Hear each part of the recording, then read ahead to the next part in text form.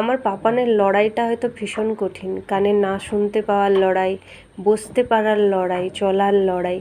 তো সেই লড়াইয়ে প্লিজ আপনারা সাথে থাকবেন, আমার মেয়েকে অনেক আশীর্বাদ দেবেন, আমার মেয়ে যেন অনেক তাড়াতাড়ি সুস্থ হয়ে ওঠে।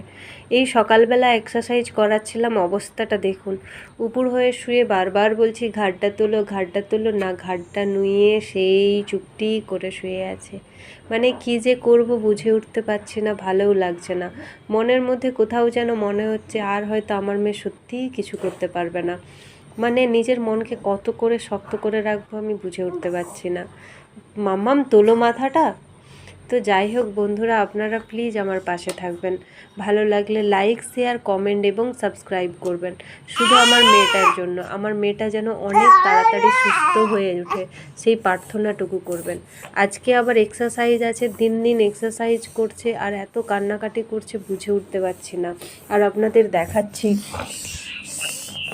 কানের এই দুটো মেশিন দেখতে পাচ্ছেন, ওর কান দেখুন, জাস্ট একবারে নরম তুলতুলে, মানে জাস্ট নরম। সেই কানটাতে এই মেশিনটা দিয়ে মানে কি বলবো, রাখতে পারছি না, শুধু খুলে যাচ্ছে। মানে ওর কানের সাইজের থেকে মেশিন অনেক বড় আর ভীষণ ভারী।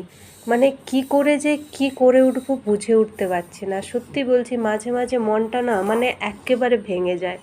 যাই হোক বন্ধুরা, আপনারা পাশে থাকবেন, একটু ভালোবাসা দেবেন আর আমার পাপানের জন্য অনেক প্রে করবেন। আমার পাপান যেন অনেক তাড়াতাড়ি সুস্থ হয়ে ওঠে।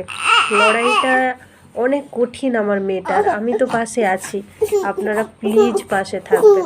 ভালো লাগলে লাইক, শেয়ার, কমেন্ট এবং সাবস্ক্রাইব করবেন। টাটা বন্ধুরা, আর গুড মর্নিং।